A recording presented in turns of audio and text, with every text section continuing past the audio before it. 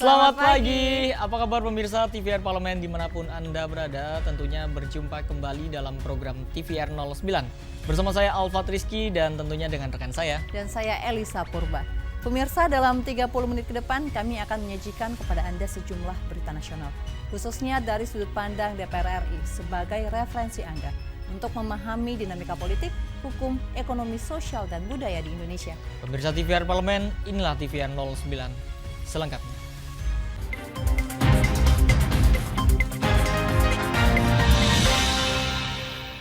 Pemirsa, Indonesia Pasifik terus menggali potensi kerjasama industri dan pangan lewat Forum Indonesia Pacific Parliamentary Partnership atau IPPP, salah satunya dengan mengunjungi Science and Technopark Institute Tak Pertanian Bogor. Di hari terakhir rangkaian Indonesia Pacific Parliamentary Partnership atau IPPP kedua, Badan Kerjasama Antar Parlemen atau BKSAP DPR RI mengajak delegasi parlemen dari negara-negara Pasifik mengunjungi Science and Technopark Institute Pertanian Bogor untuk mempelajari inovasi perusahaan rintisan atau startup di bidang pangan, maritim, dan biosciences.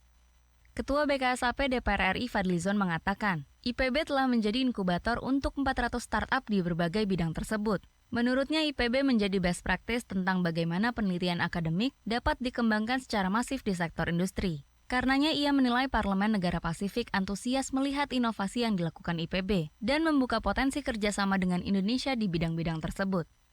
Anggota parlemen, ketua-ketua parlemen dari negara-negara Pasifik sangat antusias gitu melihat inovasi-inovasi berbagai bidang tadi itu, dan mereka juga menyatakan ini semacam pembuka mata ya, eye opening gitu ya bagi mereka. Jadi mungkin ke depan bisa ada kerjasama lagi, dan IPB University sendiri sudah ada beasiswa, ada 8 mahasiswa dari negara-negara Pasifik. Kemudian mereka juga itu menjadi semacam interface dunia akademik ya dengan industri. Hasil-hasil riset itu diadopsi, dikembangkan di dalam industri yang skalanya tentu lebih masif. Lebih lanjut, Fadli berharap Indonesia dan negara-negara Pasifik ke depannya dapat mengembangkan kerjasama di bidang pendidikan melalui program pertukaran pelajar dan beasiswa. Dari Bogor, Jawa Barat, Adila dan Handoko, TVR Parlemen melaporkan. Kita beralih ke informasi selanjutnya. Rencana kenaikan besaran iuran BPJS di tahun 2025 mendatang menimbulkan kebingungan di masyarakat. DPR RI menilai besaran iuran BPJS Kesehatan seharusnya disesuaikan dengan kemampuan finansial masing-masing peserta. Pemerintah menyebut iuran BPJS Kesehatan akan menjadi satu tarif pasca diberlakukannya BPJS Kesehatan KRIS atau kelas rawat inap standar menggantikan BPJS kelas 1, 2, dan 3. Meski besaran iuran belum ditentukan, Komisi 9 DPR RI meminta pemerintah menetapkan tarif yang sesuai dengan kemampuan masyarakat. Dalam kunjungan kerja ke Manado, Sulawesi Utara, anggota Komisi 9 DPR RI Ita Trijayati menilai besaran iuran BPJS Kesehatan seharusnya disesuaikan dengan kemampuan finansial masing-masing peserta. Pasalnya terdapat perbedaan pendapatan pada masing-masing peserta per bulannya, terutama antara peserta di daerah dan di kota-kota besar. Harus berdasarkan finansialnya mereka. Berapa sih mereka pendapatannya? Apakah bisa nanti dibicarakan bahwa mereka tergantung, kalau mereka cuma bisa bayar untuk seperti satu orang, ya hanya itu yang bisa mereka berikan. Tapi itu berlaku bisa untuk keluarga, satu keluarga. Kalau yang sakit, itu kan nggak mungkin semua sakit, mesti gantian ya. Nah, itu yang saya usulkan supaya nanti di Komisi 9 itu juga disampaikan kepada Menteri supaya kegelisahan masyarakat itu bisa dibantu ya. Kalau bahwa mereka kekurangan ini, kekurangan nggak bisa jadi anggota, itu kan kegelisahan masyarakat. Kita mendengarkan kegelisahan itu sebetulnya. Menurut Itet, masyarakat saat ini bingung dan khawatir dengan rencana kenaikan besaran iuran BPJS di tahun 2025 mendatang. Penyesuaian tarif ini masih dalam pembahasan sejumlah pihak, mulai dari BPJS Kesehatan, Kementerian Keuangan, DJSN, hingga Kementerian Kesehatan. Dari Manado, Andri, TVR Parlemen melaporkan. DPR RI mendorong pemerintah dapat memaksimalkan upaya untuk tingkatan capaian program pendaftaran tanah sistematis lengkap atau PTSL. Dan informasinya sesaat lagi, tetaplah di TVR 09.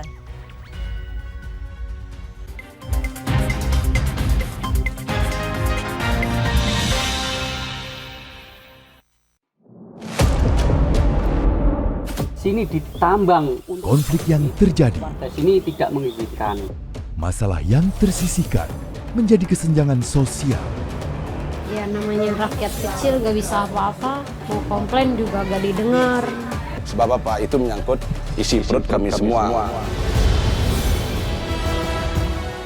Bagaimana memutus keterbatasan untuk didengar? Jadi kalau misalnya masyarakat sudah merasa tidak lagi ada yang memperjuangkan aspirasinya, maka masyarakat memang sangat berhak untuk meminta dewan yang mewakili mereka di parlemen. Kami menyusuri batas-batas peristiwa, mengurai berbagai polemik yang terjadi, meluruhkan suara-suara marginal, menjadi nyata dalam setiap aspirasi, melaksanakan tugasnya sebagai wakil rakyat.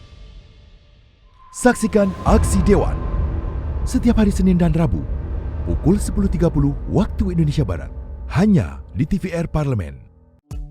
DPR RI memiliki fungsi diplomasi dalam menjalankan politik luar negeri sesuai dengan pasal 116 Undang-Undang MD3. Kontribusi aktif BKSAP DPR RI memainkan peranan penting dalam memenangkan persaingan global melalui IPU, IPA, IPPF, AIPA, dan PUIK. BKSAP memiliki komitmen yang tinggi dalam krisis kemanusiaan dunia. Fungsi diplomasi dijalankan untuk mendukung upaya pemerintah dalam melaksanakan politik luar negeri.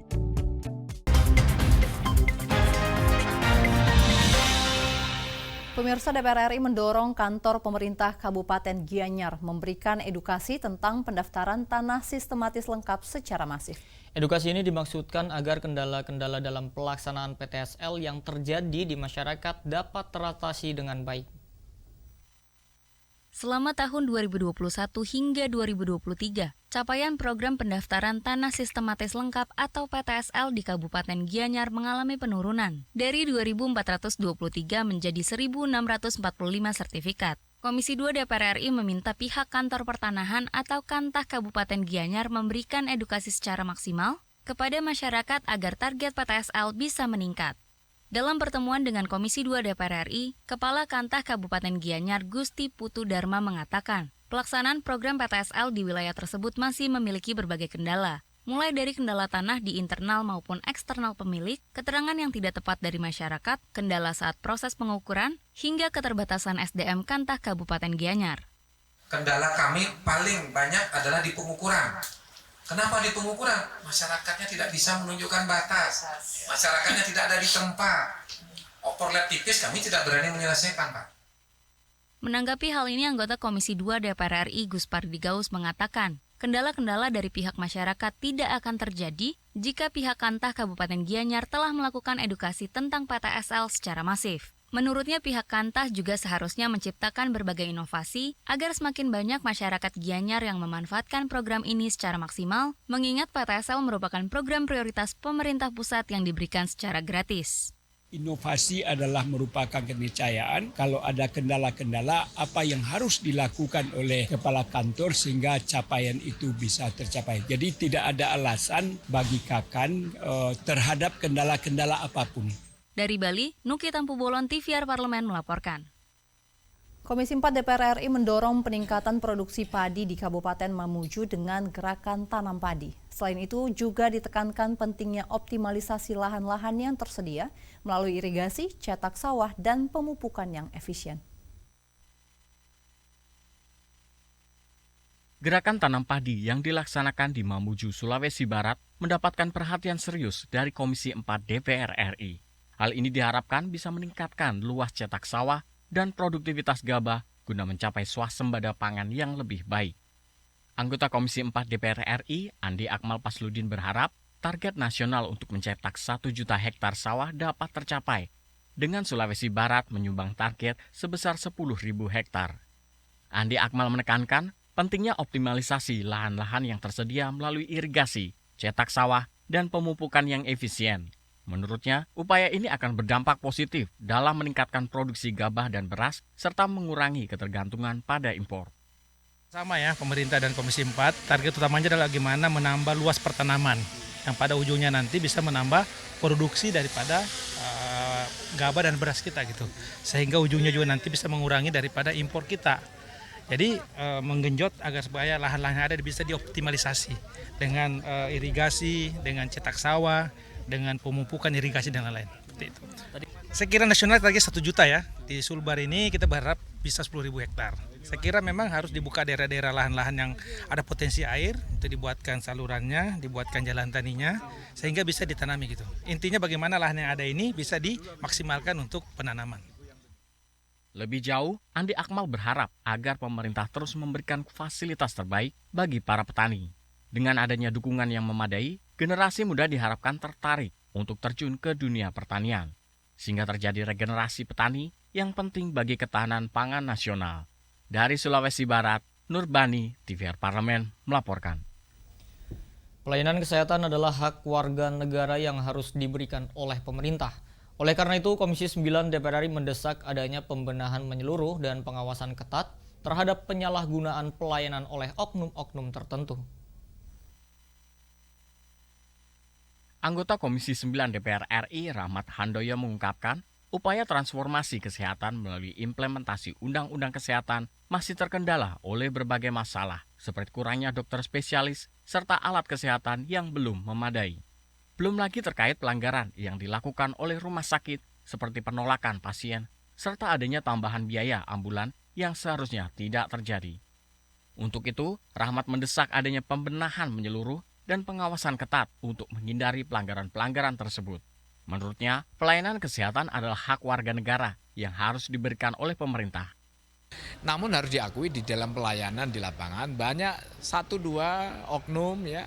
Kalau bisa katakan demikian, ada yang menyalahgunakan, kemudian juga terjadi penyalahgunaan pelayanan yang mestinya tidak boleh rumah sakit itu menolak, tapi pada faktanya juga menolak. Dengan alasan apapun ya, ada alasan IGD penuh, kemudian juga ada bangsal rumah sakitnya juga penuh. Ada juga yang agak cukup membuat kita prihatin ya, ada yang harus menambah ambulan yang mestinya tidak perlu terjadi. Nah untuk itu saya kira ada kekurangan-kekurangan, ada oknum-oknum itu menjadi pemicu kita untuk semakin meningkatkan pelayanan kesehatan, baik dari pusat, provinsi, dan daerah. Saat ini, DPR dan pemerintah tengah membahas peraturan turunan dari Undang-Undang Kesehatan yang diharapkan akan selesai pada bulan Agustus mendatang. Rahmat memastikan bahwa peraturan ini akan mengatur segala aspek yang berkaitan dengan permasalahan kesehatan, khususnya temuan-temuan yang didapati di lapangan. Rodiah Dondomi, TVR Parlemen melaporkan. Dalam rangka memberantas impor ilegal, pemerintah membentuk Satgas Pengawasan Barang Impor Ilegal. Satgas ini dibentuk imbas banyaknya industri tekstil dan produk tekstil atau TPT Indonesia yang tutup. Pemirsa, kami hadirkan informasi selengkapnya sesaat lagi, tetaplah di TVR 09.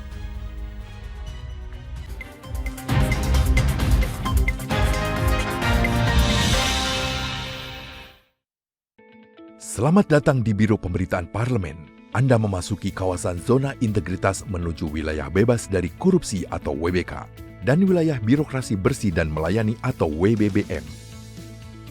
Biro Pemberitaan Parlemen berkomitmen penuh untuk mewujudkan wilayah bebas korupsi dan wilayah birokrasi bersih dan melayani. Komitmen kami, pejabat dan jajaran memiliki komitmen tinggi untuk mewujudkan WBK dan WBBM melalui reformasi birokrasi, khususnya dalam hal pencegahan korupsi dan peningkatan kualitas pelayanan publik. Kedua, bebas dari korupsi dengan terwujudnya wilayah bebas korupsi atau WBK, yang artinya bebas dari KKN, gratifikasi dan dari segala bentuk pungutan liar atau pungli.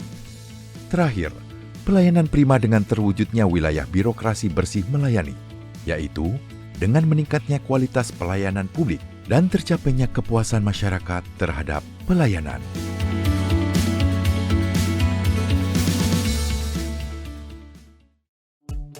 DPR RI memiliki fungsi diplomasi dalam menjalankan politik luar negeri sesuai dengan pasal 116 Undang-Undang MD3. Kontribusi aktif BKSAP DPR RI memainkan peranan penting dalam memenangkan persaingan global melalui IPU, IPA, IPPF, AIPA, dan PUIK. BKSAP memiliki komitmen yang tinggi dalam krisis kemanusiaan dunia. Fungsi diplomasi dijalankan untuk mendukung upaya pemerintah dalam melaksanakan politik luar negeri.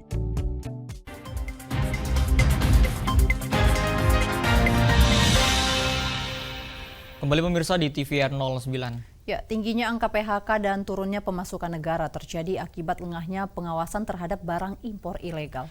Dan di sini DPR RI mendukung langkah Kementerian Perdagangan untuk membentuk Satgas Pengawasan Barang Impor Ilegal dengan catatan benar-benar menyasar pemain besar dan juga oknum-oknum mafia di belakangnya. Mari kita simak informasi selengkapnya pemirsa dalam segmen Lensa Parlemen berikut ini.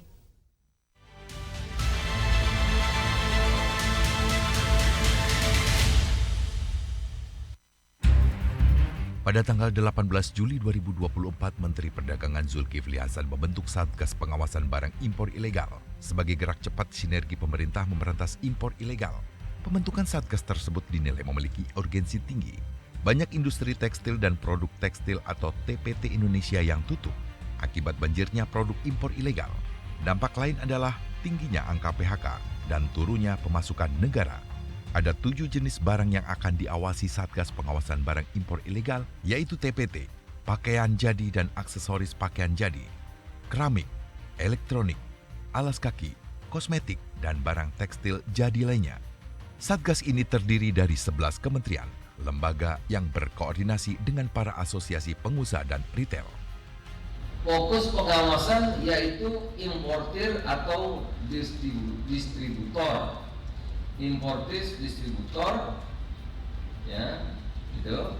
Jadi grosir besar, importir. Tentu akhirnya masuknya gimana? Ya, masuknya gimana? Gitu. Tentu nanti di pelabuhan-pelabuhan. Gitu. Ya. Bukan retail. Nah, retail itu kan akibat, gitu. Retail. DPR RI mendukung penuh dan akan mengawasi kinerja Satgas Pengawasan Barang Impor Ilegal demi memberikan perlindungan terhadap produk dalam negeri. Satgas dihimbau benar-benar menyasar pemain besar dan oknum-oknum mafia di belakangnya. Satgas jangan justru mengincar pelaku usaha kecil atau retail apalagi UMKM.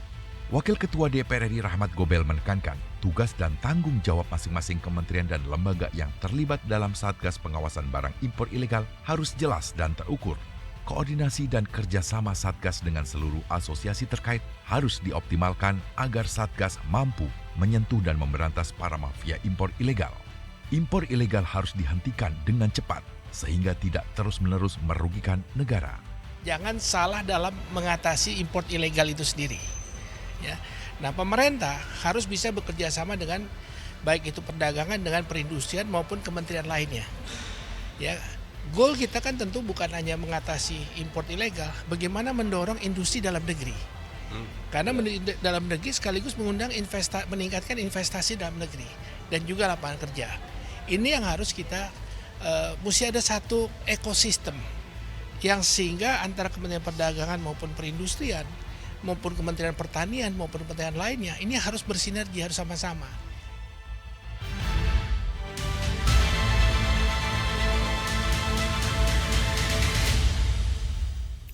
Pemirsa, berkunjung ke Arab Saudi tentunya akan kurang lengkap jika pemirsa tidak berkunjung ke Masjid Ar-Rahmah Jeddah.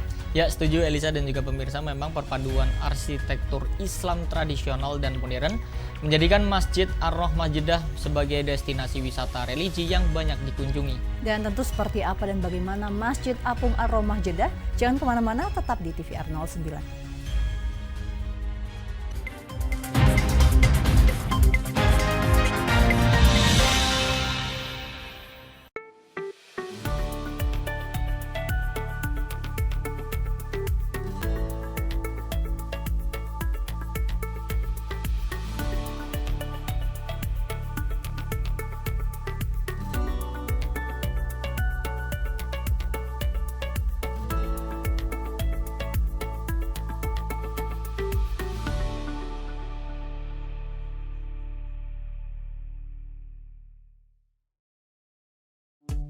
DPR RI memiliki fungsi diplomasi dalam menjalankan politik luar negeri sesuai dengan pasal 116 Undang-Undang MD3. Kontribusi aktif BKSAP DPR RI memainkan peranan penting dalam memenangkan persaingan global melalui IPU, IPA, IPPF, IPA, dan PUIK. BKSAP memiliki komitmen yang tinggi dalam krisis kemanusiaan dunia. Fungsi diplomasi dijalankan untuk mendukung upaya pemerintah dalam melaksanakan politik luar negeri.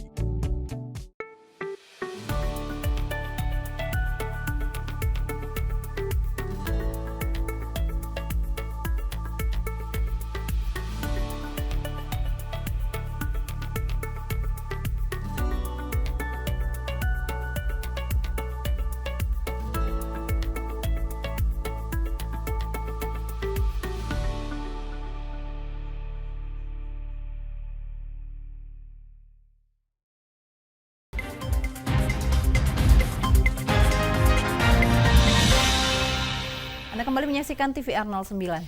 Ya pemirsa, seperti yang sudah tadi kami sampaikan terkait dengan Masjid Ar-Rahmah nih, karena memang ini terletak di lokasi strategis dengan desain inovatif, Masjid Ar-Rahmah Jeddah menjadi simbol toleransi antar umat beragama. Memang tidak hanya menyuguhkan keindahannya, masjid ini juga memiliki makna yang mendalam dan juga membawa kedamaian. Dan langsung saja nih pemirsa, mari kita saksikan tayangan keajaiban di atas air Masjid Apung Jeddah pada segmen Intips, Informasi dan Tips untuk Anda.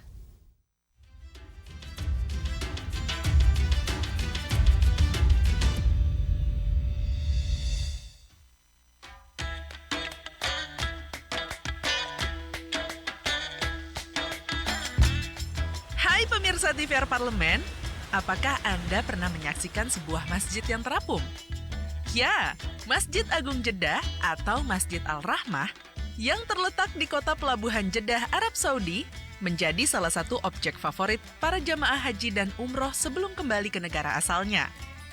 Masjid ini didirikan pada tahun 1985 dan dibangun di atas panggung yang terbuat dari beton bertulang, sehingga memberikan ilusi bahwa bangunan ini terapung di atas permukaan laut. Nah, pemirsa Intips, kali ini kita akan menjelajahi keindahan dan keunikan masjid terapung di pesisir Laut Merah, Masjid Apung Jeddah. Bukan hanya keunikan yang terlihat seolah benar-benar mengapung. Masjid ini juga menawarkan keindahan arsitektur dan desainnya sehingga menciptakan pemandangan yang spektakuler. Desain masjid ini menggabungkan elemen arsitektur Islam tradisional dengan sentuhan modern. Kubah masjid yang besar dan menara yang menjulang tinggi menjadi ciri khasnya dengan ornamen kaligrafi Arab yang menghiasi dinding-dindingnya. Masjid Ar-Rahmah ini memiliki 52 kubah luar, selain kubah utama yang terbesar dengan 8 pilar penyangga. Terdapat 23 payung luar, manik-manik di bagian luar dan dalamnya bertuliskan ayat-ayat Al-Quran. Sedangkan 56 jendela didesain dengan corak Islam. Interior masjid juga tak kalah mengagumkan, dengan ruang sholat yang luas dan nyaman, serta jendela-jendela besar yang memungkinkan cahaya alami masuk dan memberikan pemandangan laut yang indah. Keunikan utama masjid ini terletak pada lokasi yang strategis dan desainnya yang inovatif. Anda bisa mendengarkan deburan ombak dan merasakan angin laut yang sejuk saat beribadah di sini. Tidak heran jika Masjid Apung Jeddah juga menjadi destinasi wisata yang populer. Masjid Ar-Rahmah ini terletak di wilayah Corniche Jeddah. Kawasan ini merupakan kawasan baru yang dikembangkan pemerintah setempat sebagai kawasan wisata di sepanjang Laut Merah. Masjid ini tidak hanya memiliki keindahan fisik, tetapi juga makna spiritual yang mendalam. Nama Al-Rahmah yang berarti kasih sayang dalam bahasa Arab mencerminkan semangat persatuan dan kedamaian yang diusung oleh masjid ini. Tempat ini menjadi simbol toleransi dan kerukunan antar umat beragama, di mana setiap orang tanpa memandang latar belakangnya bisa merasakan ketenangan dan kedamaian. Masjid Apung Jeddah bukan hanya sebuah bangunan, tetapi sebuah pengalaman yang menyentuh hati dan jiwa. Kombinasi arsitektur yang indah, lokasi yang unik, dan atmosfer yang damai membuat masjid ini menjadi salah satu destinasi yang wajib dikunjungi di Jeddah. Bagi pemirsa yang mencari ketenangan spiritual atau sekedar ingin menikmati keindahan alam, Masjid Apung Jeddah menawarkan keduanya dengan cara yang luar biasa. Wah, luar biasa ya pemirsa. Tertarik untuk mengunjungi masjid ini?